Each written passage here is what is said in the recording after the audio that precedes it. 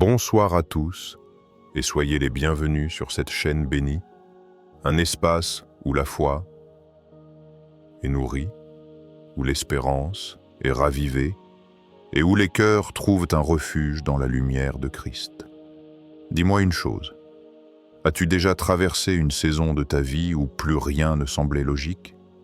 Des portes qui se ferment sans explication, des relations qui s'éloignent sans conflit, des projets qui n'avancent plus. Et pourtant, au fond de toi, une paix étrange demeure, comme si quelque chose se préparait dans le silence. Peut-être que tu te dis « Seigneur, je ne comprends pas ce que je vis ». Et pourtant, la parole de Dieu nous rappelle ceci avec force. Voici, je vais faire une chose nouvelle sur le point d'arriver. Ne la reconnaîtrez-vous pas?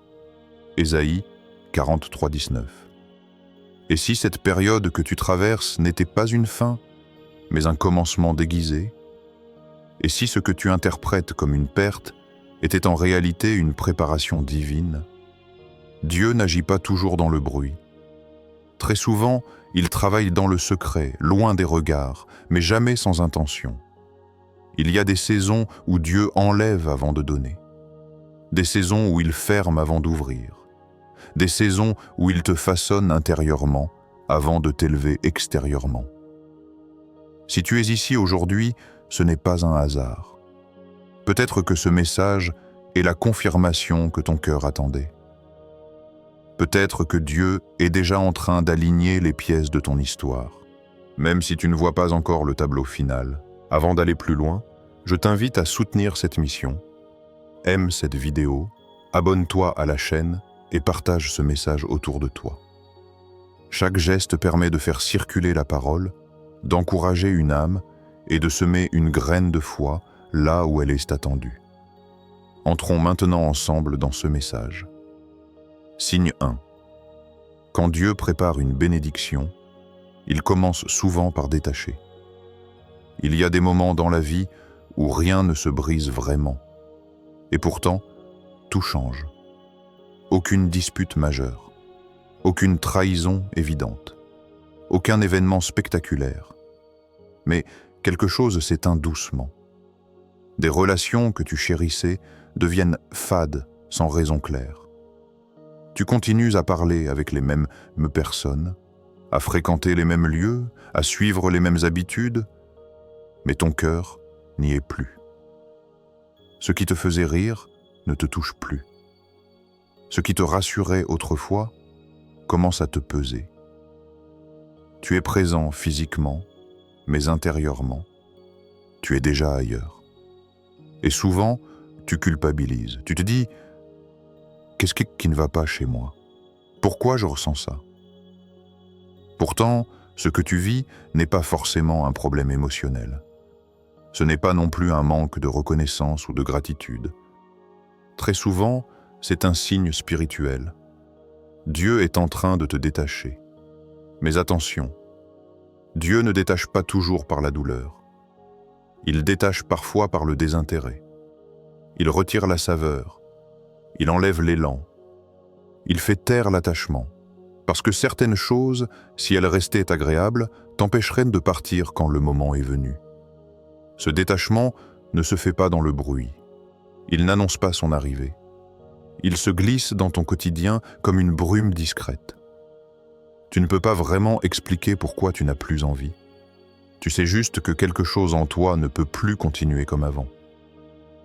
Dans la Bible, Abraham n'a pas quitté son pays parce qu'il était malheureux. Il n'est pas parti parce que sa famille l'avait rejeté. Dieu lui a simplement dit « Quitte ton pays, ta patrie et la maison de ton père. » Aucune carte, aucun plan détaillé, aucune garantie visible. Le détachement est venu avant la révélation de la destination. Et c'est là que beaucoup bloquent, parce que notre logique humaine veut comprendre avant d'obéir. Elle veut voir avant de lâcher. Elle veut être rassurée avant de faire confiance. Mais Dieu, lui, fonctionne autrement. Il détache d'abord pour que ton cœur ne soit plus retenu quand il ouvrira la suite. Regarde bien ta vie. Est-ce que certaines choses tiennent encore debout, mais sans vie? Est-ce que tu forces des connexions que ton âme a déjà quittées? Est-ce que tu t'accroches à des lieux, des relations, des rythmes, simplement parce qu'ils t'ont déjà servi autrefois? Ce qui a été bon pour une saison peut devenir un poids dans la suivante. Et Dieu, dans son amour, ne t'arrache pas toujours ce qui doit partir. Parfois, il le rend simplement incompatible avec la personne que tu es en train de devenir. C'est pour cela que ce détachement fait souvent mal d'une manière étrange. Ce n'est pas une douleur violente, c'est une mélancolie silencieuse. Tu sens que tu perds quelque chose, sans savoir exactement quoi. Tu fais le deuil non pas d'un drame, mais d'un chapitre. Et pourtant, ce vide que tu ressens n'est pas un manque, c'est un espace. Dieu ne vide jamais sans intention, il ne retire jamais sans préparer. Ce que tu appelles perte est parfois une libération déguisée. Dieu enlève ce qui n'a plus la capacité de contenir ce qu'il veut apporter. Parce que certaines bénédictions ne peuvent pas entrer dans un cœur encombré. Un cœur trop attaché au passé ne peut pas porter l'avenir. Un esprit saturé ne peut pas recevoir du neuf. Une vie remplie de l'ancien ne laisse pas de place au nouveau. Et si Dieu ne te donnait pas encore la suite, ce n'est pas pour te frustrer. C'est parce que la préparation passe parfois par le silence. Il t'apprend à lâcher sans tout comprendre, à faire confiance sans tout voir, à marcher même quand le sol semble flou. Le détachement est rarement confortable, mais il est souvent nécessaire.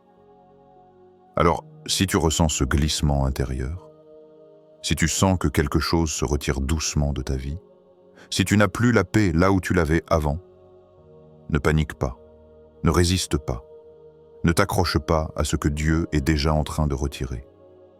Parce que ce vide n'est pas une fin. C'est une place réservée.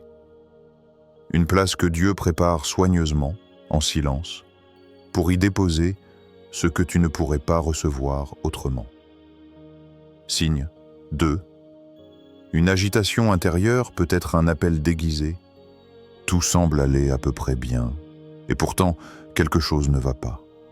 Ta vie n'est pas en crise. Tu n'as pas vécu de choc majeur. Rien ne justifie vraiment ce malaise. Mais ton âme, elle, ne se repose plus comme avant. Ce qui te suffisait hier te laisse aujourd'hui insatisfait. Tu te couches fatigué sans savoir pourquoi. Tu te réveilles avec une impression étrange, comme si ton cœur attendait quelque chose que tu ne saurais pas nommer. Tu avances dans tes journées, mais à l'intérieur, une question revient sans cesse. Est-ce vraiment tout? Et cette agitation, tu essaies de la calmer. Tu remplis ton emploi du temps. Tu multiplies les distractions. Tu t'occupes l'esprit pour éviter d'écouter ce qui remue en toi. Mais plus tu fuis, plus ce vide se fait sentir. Parce que cette agitation n'est pas un trouble ordinaire. Ce n'est pas une anxiété sans cause. Ce n'est pas une faiblesse émotionnelle. Très souvent, c'est une convocation spirituelle. Dieu parle rarement à l'âme endormie. Il réveille d'abord l'intérieur. Il provoque une soif que rien d'humain ne peut étancher. Une faim qui ne se nourrit pas de divertissement, ni de réussite, ni même de relations. Tu peux avoir tout ce qu'il faut autour de toi et ressentir malgré tout un manque profond. Ce manque n'est pas une absence, c'est un appel. Dans la Bible, Moïse menait une vie simple et régulière, berger dans le désert, loin des palais, loin des conflits, loin des grandes questions. Sa vie était stable, presque tranquille. Et pourtant, Dieu a choisi de perturber cette routine par quelque chose d'inexplicable. Un buisson en feu qui ne se consumait pas. Ce feu n'a pas détruit l'arbre. Il a attiré l'attention. Et c'est là toute la différence. Dieu ne brûle pas ton âme pour te détruire. Il l'enflamme pour t'obliger à regarder autrement. Ce qu'il fait brûler, ce n'est pas ta vie, mais ta conscience spirituelle. Moïse aurait pu continuer son chemin. Il aurait pu détourner les yeux. Il aurait pu se dire que ce n'était rien. Mais quelque chose en lui l'a poussé à s'arrêter. Cette agitation intérieure l'a fait s'approcher, et en s'approchant, il a découvert son appel. Et toi, qu'essaies-tu d'ignorer? Cette soif de prière qui revient sans raison. Ce désir de profondeur que tu n'arrives plus à étouffer. Cette impression que ta foi doit aller plus loin que les habitudes. Quand Dieu veut t'élever, il commence par te déranger. Il trouble ton confort. Il fissure ta routine. Il fait naître des questions que tu n'avais jamais osé poser. Et souvent, notre première réaction est de vouloir retrouver la paix d'avant. Mais Dieu ne te rend pas agité pour te faire souffrir. Il le fait parce que rester en paix là où tu es devenu trop petit serait plus dangereux que le trouble. Il y a une paix qui endort et une agitation qui réveille. L'agitation spirituelle est inconfortable parce qu'elle t'empêche de te contenter de peu. Elle t'oblige à chercher. Elle t'oblige à t'arrêter. Elle t'oblige à écouter. C'est pour cela que la pire erreur serait de la faire taire artificiellement. Chaque fois que tu choisis la distraction plutôt que l'écoute, tu repousses ce que Dieu veut te montrer. Chaque fois que tu remplis le silence pour éviter d'entendre, tu retardes une révélation. Dieu n'élève jamais quelqu'un qu'il n'a pas d'abord réveillé. Et parfois, ce réveil ne vient pas sous la forme d'une joie débordante, mais sous la forme d'un inconfort intérieur persistant. Un feu qui ne brûle pas, mais qui éclaire. Une agitation qui ne détruit pas, mais qui oriente. Alors, au lieu de demander à Dieu de calmer ton agitation, demande-lui ce qu'il veut te révéler à travers elle. Au lieu de chercher à retrouver l'ancien repos, demande-lui vers quel nouveau niveau il est en train de t'appeler. Parce que ce trouble que tu ressens n'est peut-être pas un problème à régler, mais une direction à suivre. Tu es toujours là, c'est que tu aimes bien la vidéo. Clique sur s'abonner et on continue ensemble. Signe 3. Les portes fermées ne sont pas toujours des échecs, tu as prié. Sincèrement, avec foi, tu as persévéré quand d'autres auraient abandonné. Tu as frappé à la porte encore et encore, convaincu que cette fois serait la bonne. Tu as fait ce que tu pouvais faire humainement et même spirituellement. Et pourtant, rien. La porte reste fermée. Pas entr'ouverte, pas bloquée temporairement, fermée. Et ce silence est souvent plus difficile à supporter qu'un refus clair. Parce qu'un refus te permet d'avancer, mais une porte fermée sans explication te laisse immobile, dans l'incompréhension. Très vite, une pensée s'installe. Ai-je mal prié? Ai-je fait une erreur? Est-ce que Dieu m'a oublié? Mais la parole de Dieu nous révèle une vérité dérangeante et pourtant libératrice. Une porte fermée ne signifie pas toujours un échec. Même l'apôtre Paul, pourtant choisi, appelé, consacré, a vécu cela. Il avait un projet clair, une direction précise. Aller annoncer l'évangile dans une région donnée. Tout semblait logique, tout semblait bon. Et pourtant, l'Esprit de Dieu l'a empêché d'y aller. Pas parce que le projet était mauvais, pas parce que Paul était désobéissant, mais parce que ce n'était ni le lieu, ni le moment. C'est une réalité difficile à accepter. Parfois, Dieu ne ferme pas une porte parce que tu as tort, mais parce que tu n'as pas encore toute la vision. Nous avons tendance à penser que si Dieu est avec nous, tout devrait s'ouvrir facilement. Mais la Bible ne promet jamais une vie sans obstacles. Elle promet une direction par un tapis rouge. Une porte fermée peut être avant tout une protection. Dieu voit ce que tu ne vois pas. Il connaît les dangers cachés derrière certaines opportunités. Il sait ce que cette relation, ce projet, ce chemin aurait produit à long terme.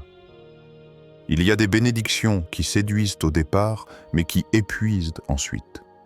Des portes qui semblent idéales, mais qui t'auraient coûté ta paix, ta foi ou ton appel. Et parfois, Dieu t'aime trop pour te laisser entrer. Une porte fermée peut aussi être une redirection. Tu regardes devant toi, mais Dieu regarde plus loin. Tu choisis selon ce que tu comprends aujourd'hui, mais lui agit selon ce qu'il prépare pour demain. Ce n'est pas toujours confortable, car la redirection implique souvent de quitter une trajectoire que tu avais déjà acceptée mentalement. Changer de direction après avoir investi du temps, de l'énergie, des prières, c'est frustrant. Mais Dieu ne gaspille rien. Même ce chemin que tu n'emprunteras pas a servi à te former, à t'enseigner, à t'affermir. Et puis, il y a une autre réalité que nous oublions souvent, le timing divin. Une porte fermée aujourd'hui n'est pas toujours fermée définitivement. Elle peut être simplement fermée pour l'instant. Nous voulons des réponses immédiates, mais Dieu travaille dans une temporalité différente. Il prépare les circonstances, les personnes, les cœurs, parfois même ton propre caractère. Si tout s'ouvrait trop tôt, tu ne serais peut-être pas prêt à porter ce que Dieu veut te confier. Certaines portes exigent une maturité spirituelle que Dieu construit précisément dans l'attente. Le problème, ce n'est pas la porte fermée. Le problème, c'est ce que tu en conclus. Si tu interprètes chaque fermeture comme un rejet, tu risques de te décourager. Mais si tu apprends à voir ces moments comme des ajustements divins, ton regard change. Tu passes de la frustration à la confiance, de la colère à l'écoute. Ce que tu prends pour un non est parfois un oui différé. Un oui plus grand, un oui plus aligné, un oui que tu n'aurais pas osé demander. Dieu ne ferme jamais une porte sans raison. Même quand il ne s'explique pas, il agit avec précision. Et parfois, la plus grande preuve de sa présence n'est pas ce qu'il ouvre, mais ce qu'il t'empêche de traverser. Alors au lieu de forcer une porte qui résiste, peut-être est-il temps de te demander non pas « pourquoi ça ne marche pas ?», mais « où Dieu essaie-t-il de me conduire autrement ?» Parce que derrière certaines fermetures silencieuses se cache une œuvre bien plus grande, déjà en préparation, dans une direction que tu n'avais pas encore envisagée. Signe 4. Dieu attire souvent dans le silence avant de parler fort. Il y a des saisons où Dieu ne fait pas de bruit, pas de signes spectaculaires, pas de réponse immédiate, juste le silence. Un silence qui peut sembler vide, mais qui est en réalité chargé de sens, chargé de préparation, chargé de présence. Car quand Dieu prépare quelque chose d'important, il commence souvent par retirer le bruit autour de toi. Non pas pour t'abandonner, mais pour te façonner. Le silence n'est pas l'absence de Dieu. C'est souvent l'endroit où il se rapproche le plus. Il appelle au retrait, non pour te couper du monde, mais pour te recentrer. Il t'invite à sortir du tumulte, des voix multiples, des attentes extérieures, pour entendre ce qui ne se perçoit qu'au calme. Dans un monde saturé de sons, d'opinions et d'urgences, le silence devient presque inconfortable. Nous avons appris à le remplir, à le fuir, à l'éviter. Pourtant, dans la Bible, le silence est souvent le prélude d'une action puissante de Dieu. Jésus lui-même n'a pas commencé son ministère dans l'agitation. Avant les foules, avant les miracles, avant les paroles qui allaient marquer des générations, il a été conduit dans le désert, un lieu sans applaudissements, sans reconnaissance, sans distraction. Le désert n'était pas une punition, c'était une préparation. Là, dans le silence, tout ce qui était superficiel a été mis à nu. Là, la dépendance au Père a été renforcée. Là, l'identité a été affermie. Ce que Jésus allait annoncer au grand jour a d'abord été enraciné dans le secret. Et il en est souvent ainsi pour nous. Quand Dieu veut t'enseigner, il peut utiliser le bruit. Mais quand il veut te transformer, il choisit le silence. Peut-être que tu traverses une période où tu ressens le besoin de t'éloigner un peu. Moins parler, moins expliquer, moins justifier. Tu ressens une attirance vers la prière, vers la lecture de la parole, vers une solitude qui n'est pas lourde mais nécessaire. Ce n'est pas un repli, C'est un appel à te déposer devant Dieu sans masque, sans rôle à jouer, un appel à écouter plus qu'à demander, un appel à laisser Dieu travailler là où personne d'autre ne voit. Le silence est inconfortable parce qu'il révèle. Il met en lumière ce que le bruit dissimule. Il fait remonter les questions enfouies, les peurs non exprimées, les désirs profonds. Mais c'est précisément dans cet espace que Dieu façonne le cœur. Dieu ne parle pas toujours dans le vent violent, ni dans le feu éclatant. Parfois, il se manifeste dans une voix douce, presque imperceptible. Une pensée insistante, une conviction tranquille, une direction qui se précise doucement, sans forcer. Et ce que Dieu te confie dans le secret n'est jamais insignifiant. Ce que tu apprends seul avec lui devient une force quand tu retournes vers les autres. Ce que tu reçois dans la discrétion porte du fruit au moment opportun. Le silence prépare la solidité. Il empêche que ce qui est fragile soit exposé trop tôt. Si Dieu te retirait immédiatement du silence pour te placer sous les projecteurs, ce qu'il construit pourrait se fissurer. Alors, il prend le temps, il te protège, il t'enracine. Beaucoup confondent le silence avec l'inactivité. Mais le silence est souvent la phase la plus active de l'œuvre de Dieu en toi. Tu ne vois pas encore les résultats, mais les fondations se posent. Tu ne ressens pas toujours l'avancement, mais la transformation est réelle. Alors ne méprise pas cette saison. Ne cherche pas à la raccourcir. Ne la compare pas à celle des autres. Ce que Dieu prépare dans ton silence est adapté à ton appel, à ta mission, à ce que lui seul connaît de ton avenir. Et quand viendra le moment de parler, d'agir, de témoigner, ce ne sera pas un bruit vide, mais une parole pleine, enracinée, porteuse de vie, car ce qui naît dans le secret ne cherche pas à impressionner. Il cherche à porter du fruit. Signe 5. L'opposition peut annoncer une percée. Il y a une réalité troublante que beaucoup découvrent trop tard. Les combats les plus violents ne surgissent pas toujours au pire moment, mais parfois juste avant le meilleur. Tu avances avec foi, tu pries, tu obéis, tu fais de ton mieux pour rester aligné avec Dieu. Et soudain, sans avertissement, tout semble se compliquer. Les résistances apparaissent, les tensions augmentent, les obstacles se multiplient. Là où tu pensais voir une ouverture, tu rencontres une opposition inattendue. Et la première pensée qui te traverse l'esprit est souvent la même. Si Dieu était vraiment avec moi, pourquoi est-ce si difficile ? Pourtant, la Bible nous montre une vérité spirituelle profonde. L'intensification du combat est parfois le signe que quelque chose est sur le point de basculer. Job n'a pas perdu parce qu'il avait échoué. Il a été éprouvé parce que sa foi était précieuse. Ce qu'il a traversé n'était pas une punition, mais une confrontation. Et ce qui est frappant, c'est que la tempête est arrivée juste avant la restauration.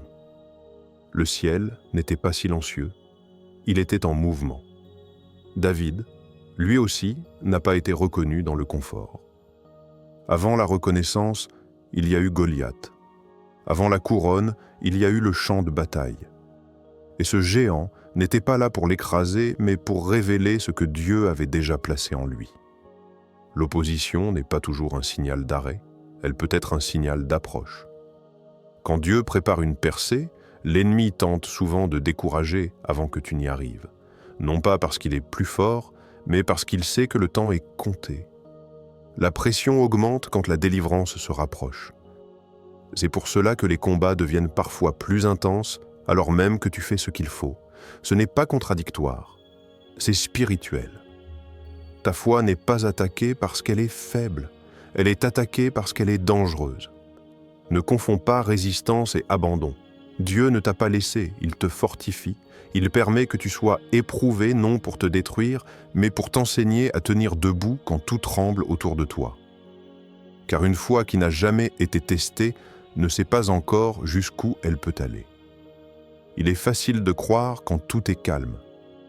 Mais quand la pression s'installe, quand les prières semblent sans réponse immédiate, quand les attaques viennent de directions inattendues, c'est là que quelque chose de plus profond se forme en toi.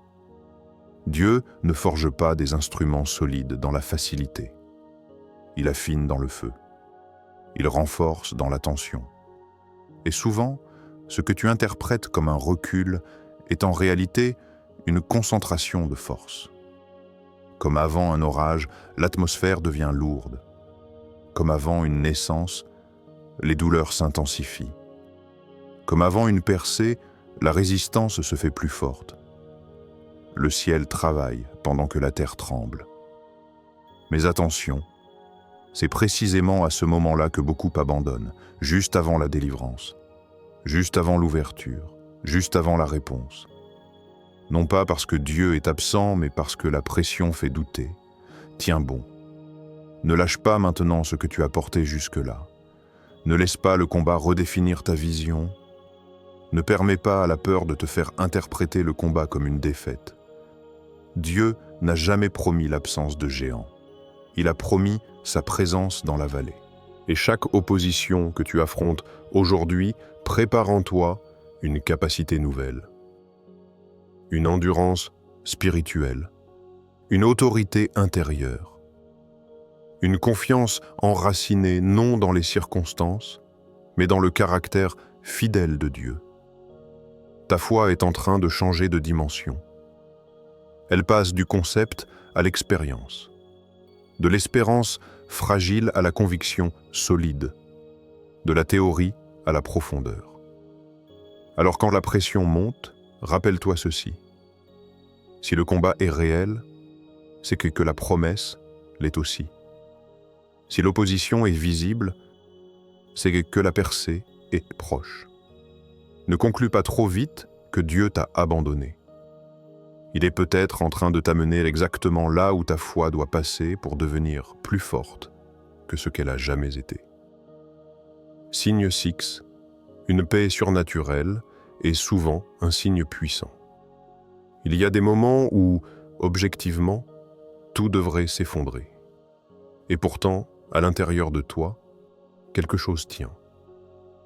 Les circonstances ne sont pas idéales. Les réponses ne sont pas encore là, les problèmes n'ont pas tous disparu.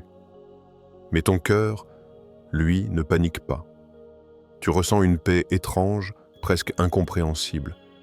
Une paix qui ne dépend pas des résultats, ni des garanties, ni des explications. Une paix qui ne nie pas la réalité, mais qui l'enveloppe d'une assurance profonde. La Bible appelle cela la paix de Dieu.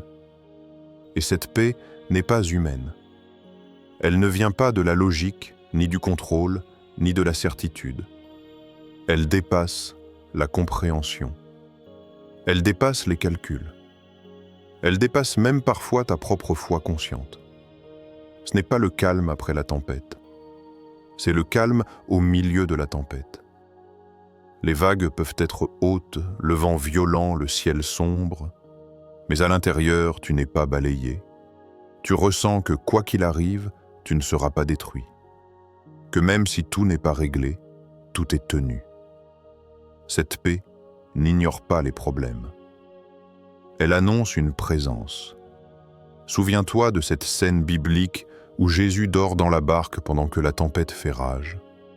Les disciples paniquent, crient, s'agitent. Jésus, lui, est en paix. Non parce que la tempête est faible, mais parce que Dieu est dans la barque. La paix surnaturelle ne signifie pas que le danger n'existe pas. Elle signifie que le danger n'a pas le dernier mot. Quand Dieu prépare une bénédiction, il donne souvent cette paix comme un sceau intérieur, une confirmation silencieuse. Comme s'il murmurait à ton cœur, « Fais-moi confiance, je suis déjà à l'œuvre ». Cette paix est parfois le seul signe visible quand tout le reste semble flou. Tu n'as pas encore la réponse, tu n'as pas encore la solution, tu n'as pas encore la percée, mais tu as cette stabilité intérieure qui refuse de céder à la peur. Et cela déroute. Même toi, tu te demandes, pourquoi est-ce que je vais bien alors que tout devrait m'angoisser ? Parce que cette paix ne vient pas de toi. Elle ne se fabrique pas. Elle ne s'imite pas. Elle ne s'impose pas. Elle est donnée.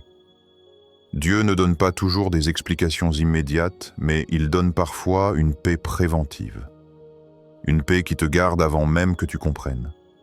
Une paix qui protège ton cœur contre l'inquiétude excessive, contre le découragement, contre les décisions prises dans la panique. Cette paix est un langage spirituel. Elle te dit que tu n'es pas seul. Elle te dit que le ciel n'est pas inquiet. Elle te dit que ce qui vient ne te détruira pas. Quand tout s'écroule autour de toi et que tu restes debout à l'intérieur, ce n'est pas de l'insensibilité. Ce n'est pas de la naïveté. C'est le signe que Dieu soutient ton âme pendant que les circonstances sont encore instables. Et très souvent, cette paix précède la bénédiction. Dieu rassure avant d'agir.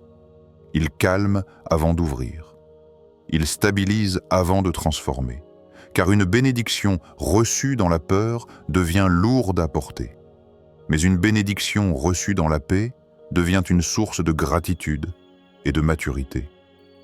Si tu ressens cette paix aujourd'hui, ne la méprise pas, ne la minimise pas, ne la remets pas en question. Rends grâce.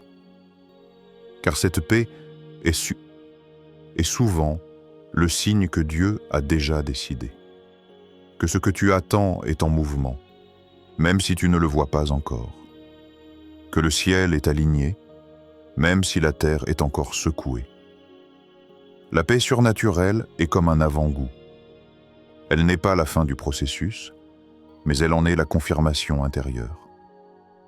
Elle t'indique que tu peux continuer à marcher sans te crisper, sans te fermer, sans te défendre excessivement. Parce que quand Dieu est dans la barque, la tempête peut faire du bruit, mais elle ne peut pas faire naufrage. Et cette paix que tu ressens aujourd'hui n'est peut-être pas seulement pour te rassurer, elle est peut-être le signe discret que la bénédiction est déjà en route. Signe sept. Dieu envoie parfois une faveur inattendue. Parfois, cela arrive sans prévenir. Tu n'as rien demandé. Tu n'as rien provoqué. Et pourtant, une opportunité surgit. Quelqu'un parle de toi en bien, alors que tu n'es même pas présent. Une personne que tu ne connais pas vraiment te recommande. Une porte s'ouvre naturellement, sans pression, sans insistance, sans négociation interminable. Tu te retrouves favorisé là où tu t'attendais simplement à patienter. Et très vite, une question te traverse l'esprit. Comment est-ce possible ? Parce que, honnêtement, tu sais que ce n'est pas uniquement ton mérite. Tu sais que tu n'as pas tout fait parfaitement. Tu sais que tu n'as pas forcé les choses. Et pourtant, les circonstances s'alignent d'une manière étonnamment fluide. C'est souvent ainsi que se manifeste la faveur de Dieu. La faveur n'est pas bruyante. Elle n'a pas besoin de s'expliquer. Elle agit discrètement, mais efficacement. Dans la Bible, Joseph n'a pas cherché à être favorisé. Il a été trahi, vendu, oublié. Et pourtant, à chaque étape, la faveur de Dieu l'accompagnait. Même dans la prison, quelqu'un voyait quelque chose en lui. Même dans l'ombre, Dieu préparait sa visibilité. La faveur n'efface pas les saisons difficiles. Elle te positionne au bon endroit, au bon moment. C'est ce qui la rend déroutante. Tu peux sortir d'une période de silence, de lutte ou de patience prolongée, et soudain, les choses changent. Les résistances tombent. Les bonnes personnes apparaissent. Les bonnes paroles sont prononcées. Ce n'est pas de la chance. Ce n'est pas du hasard. C'est un alignement divin. Dieu touche des cœurs sans te prévenir. Il prépare des conversations que tu n'entendras jamais. Il influence des décisions qui te concernent, même quand tu n'es pas dans la pièce. La faveur agit souvent en ton absence. Et c'est là que l'humilité devient essentielle. Parce que la faveur peut enivrer si on oublie d'où elle vient. Elle peut donner l'illusion que tout nous est dû. Mais la Bible nous rappelle que la faveur n'est pas une médaille. C'est une mission. Quand Dieu t'accorde une faveur inattendue, ce n'est pas uniquement pour ton confort. C'est pour te placer là où tu peux servir, impacter, porter quelque chose de plus grand que toi. Regarde Esther. Elle n'a pas cherché la position. Elle n'a pas revendiqué le privilège. Elle a été placée. Et une fois placée, une responsabilité immense l'attendait. La faveur l'a conduite là où son courage allait être requis. C'est pour cela que la faveur demande une posture particulière. La gratitude sans orgueil. La reconnaissance sans autosuffisance. La conscience que ce que tu reçois dépasse ce que tu pourrais produire seul. Si Dieu ouvre une porte sans que tu forces, c'est souvent parce qu'il veut que tu entres sans te perdre. Il veut que tu restes dépendant de lui, même quand les choses deviennent plus faciles. La faveur ne supprime pas la nécessité de la sagesse. Elle augmente l'exigence du caractère. Car plus Dieu t'élève, plus il observe comment tu traites les autres, comment tu gères l'honneur, comment tu restes fidèle quand la lumière arrive. La faveur révèle ce qui est déjà en toi. Et parfois, cette faveur arrive comme un signe doux mais clair. Dieu est en train de te positionner. Il t'emmène vers un endroit que tu n'aurais pas pu atteindre par tes propres forces. Il te donne accès à ce qui était hors de portée. Alors si tu vis ce genre de moment, ne t'enorgueillis pas. Ne minimise pas non plus ce que Dieu fait. Marche avec respect. Reste enseignable. Rends gloire à Dieu dans ce qu'il t'accorde. Parce que la faveur est un cadeau, mais surtout une responsabilité sacrée. Et quand elle est portée avec humilité, elle devient un canal par lequel Dieu peut bénir bien au-delà de ce que tu avais imaginé. Signe 8. Quand Dieu agit, il appelle à l'obéissance immédiate. Il y a des moments précis où tu le sais.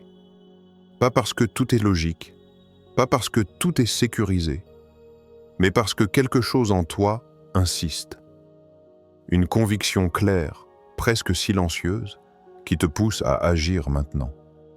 Pas demain, pas quand tu te sentiras prêt, pas quand toutes les conditions seront réunies, maintenant.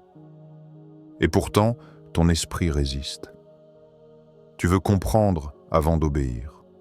Tu veux être rassuré avant d'avancer. Tu veux des garanties avant de faire le pas. Mais Dieu, dans sa manière d'agir, inverse souvent l'ordre. L'obéissance d'abord, la compréhension ensuite.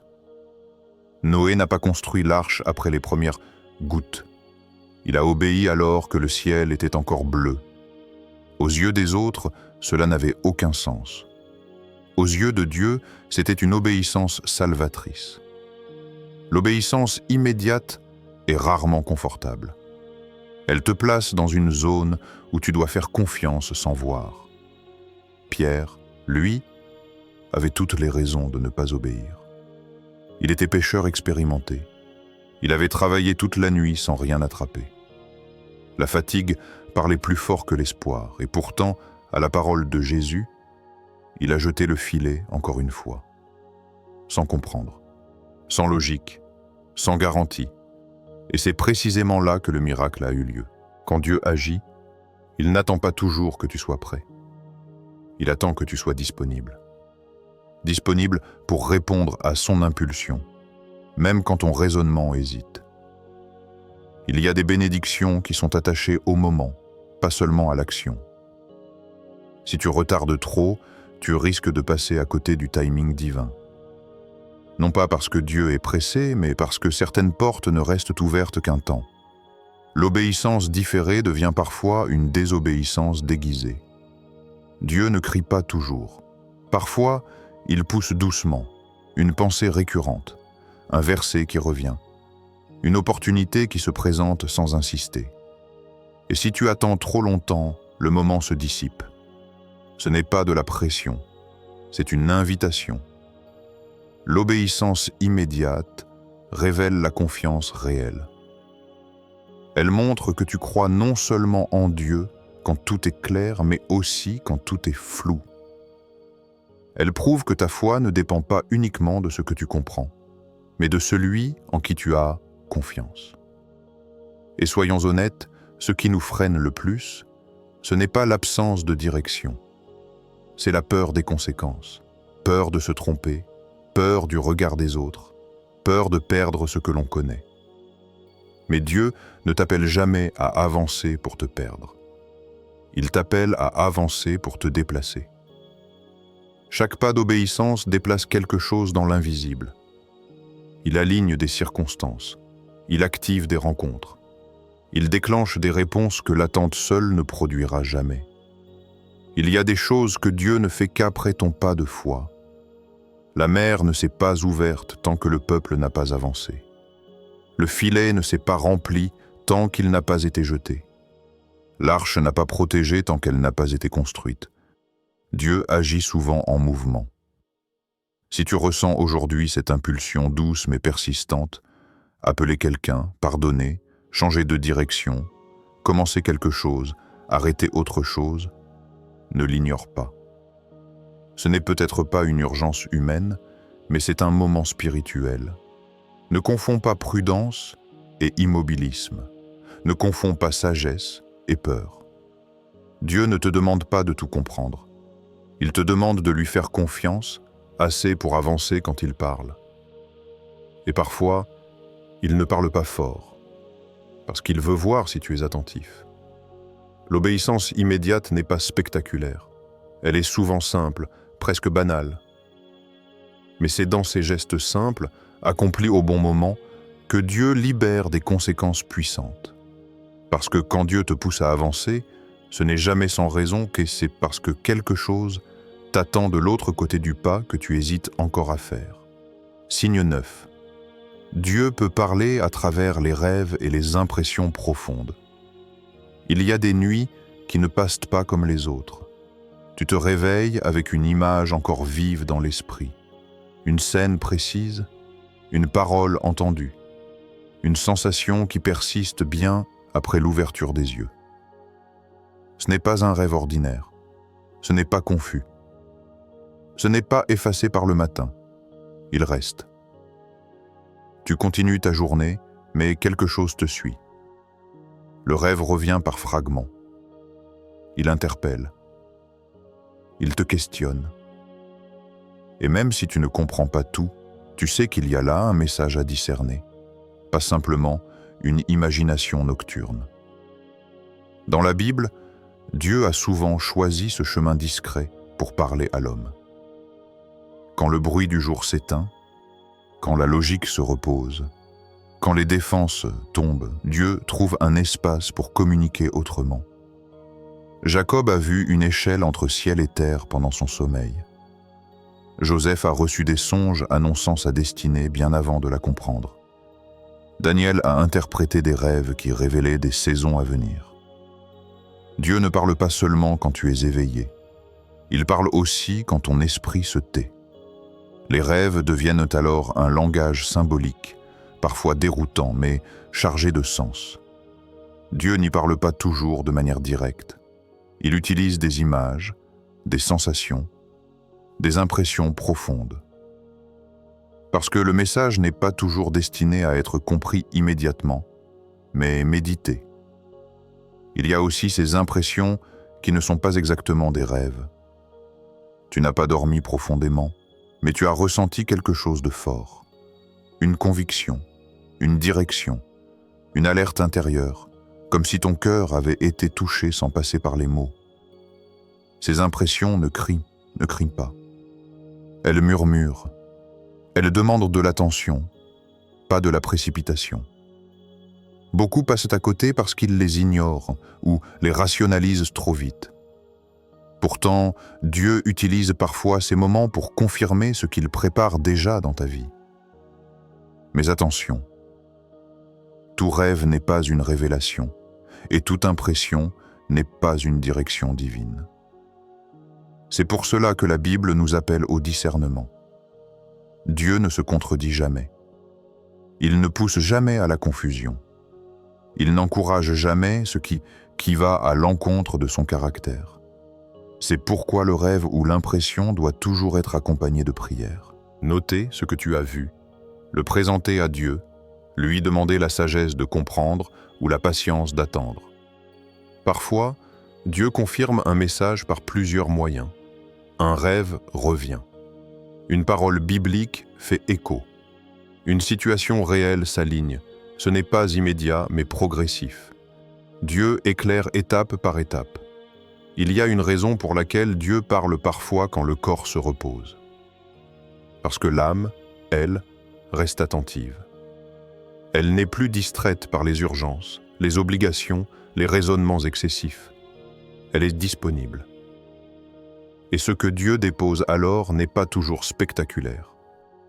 Parfois, c'est une simple direction, une mise en garde, une préparation intérieure, une invitation à te tenir prêt.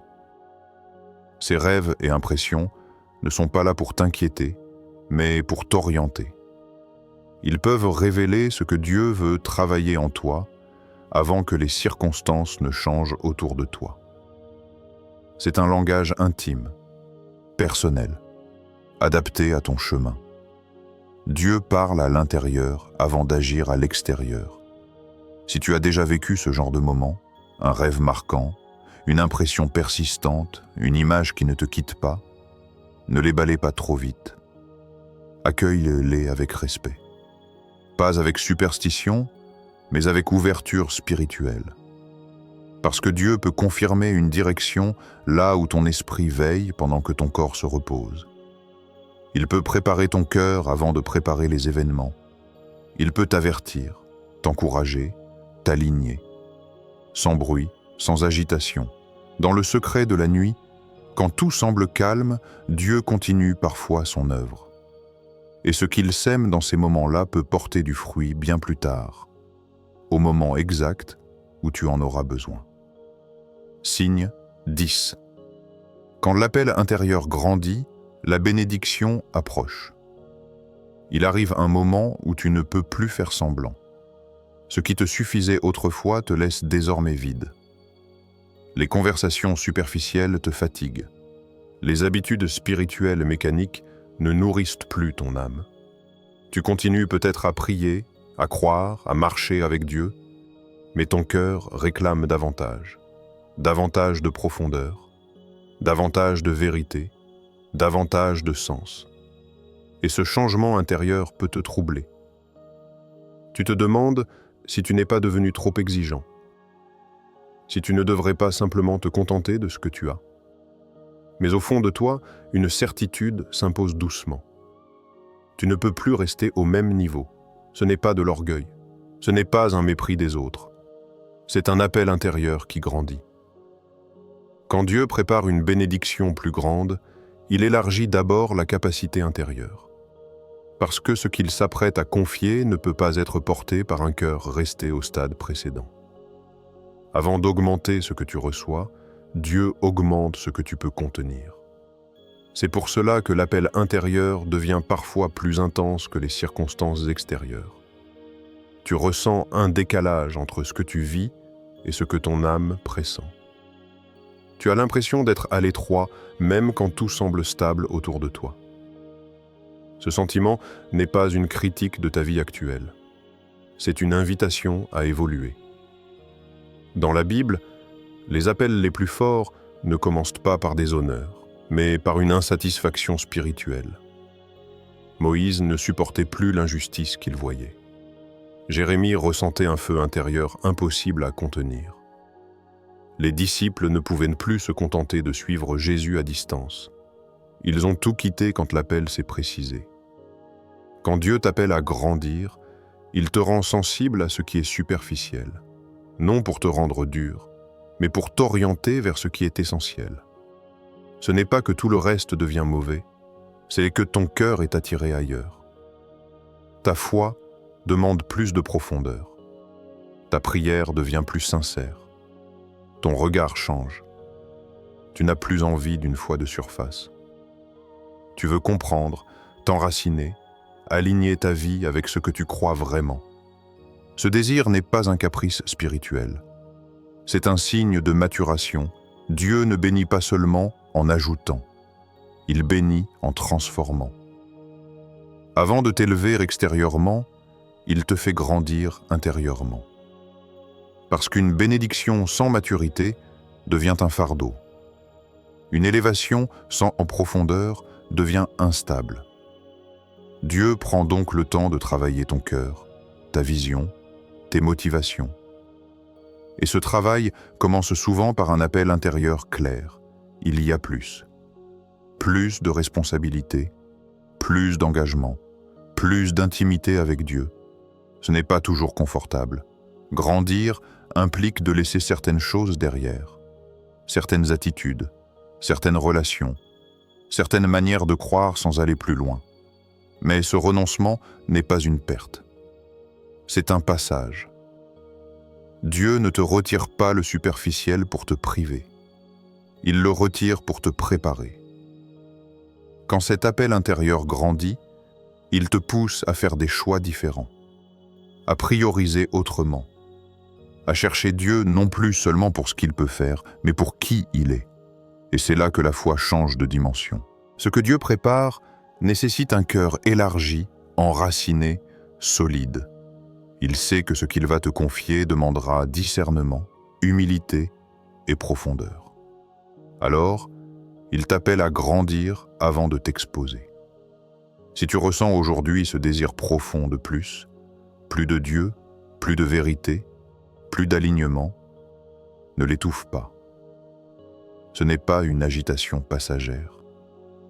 C'est un signe que ta saison est en train de changer. Dieu ne réveille jamais un appel intérieur sans intention. Il ne fait jamais grandir la soif sans préparer l'eau. Ce mouvement que tu ressens en toi est peut-être la dernière étape avant que ce qu'il prépare ne devienne visible. Parce que lorsque le cœur est prêt, la bénédiction peut enfin être portée sans te détourner de l'essentiel. Et cet appel qui grandit en toi aujourd'hui n'est peut-être pas le signe que quelque chose manque, mais le signe que quelque chose approche. Retiens ceci et grave-le profondément dans ton cœur. Dieu ne bénit jamais au hasard. Il ne donne jamais sans préparer. Il ne promet jamais sans façonner. Avant de libérer la bénédiction, Dieu travaille le terrain. Avant l'élévation, il travaille le caractère. Avant l'accomplissement visible, il agit dans l'invisible. Si tu traverses en ce moment une saison de changement, de silence, de combats intérieurs ou d'incompréhension, ne perds pas courage. Ce n'est pas un oubli. Ce n'est pas un retard. C'est peut-être une préparation divine. Dieu est fidèle, et la parole nous l'assure. Ce qu'il commence, il l'achève. Même quand tu ne comprends pas, il est à l'œuvre. Même quand tout semble figé, le ciel bouge. Peut-être que Dieu est en train de te détacher pour t'élever. Peut-être qu'il ferme certaines portes pour t'éviter des pièges invisibles. Peut-être qu'il te prépare à porter une bénédiction plus grande que ce que tu aurais pu supporter auparavant. Alors ne lâche pas. Continue de prier. Continue de croire. Continue d'espérer. Même quand c'est difficile.